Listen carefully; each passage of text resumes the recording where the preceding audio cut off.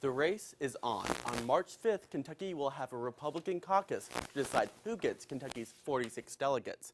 Candidates have been campaigning, but how do you get your voice heard? Here's what you need to know.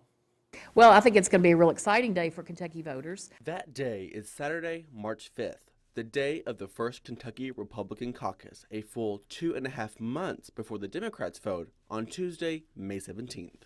By doing it earlier on March 5th, we're doing it at a time when the campaigns are still running, candidates are still competing for votes. They need to win more states and win more delegates.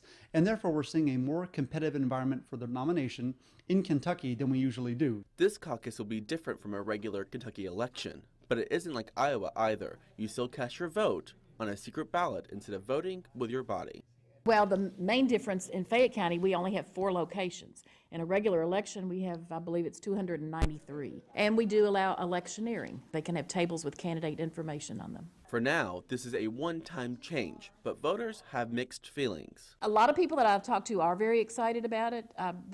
Some are a bit confused and some don't like it because it's different. The change allowed Senator Rand Paul to run for president and for re-election for the Senate at the same time. State law says a person can only appear on a ballot once. Running for president is hard.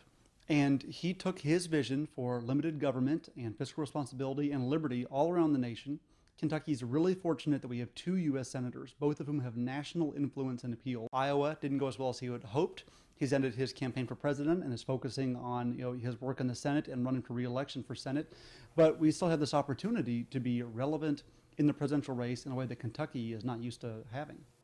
It's typical to have low voter turnout during a primary. But what about this year's caucus? Right now, they're just focusing on trying to get the word out about the election on the 5th. They're prepared for low turnout and they're prepared for high turnout. And the caucus process is still confusing to some voters. Right. There's only 4 locations this time compared to the hundreds in our normal election. So if you need to know where you, if you want to know where you vote, just go to rpk.org and remember to vote between 10 and 4 on Saturday. Thank you, Noah.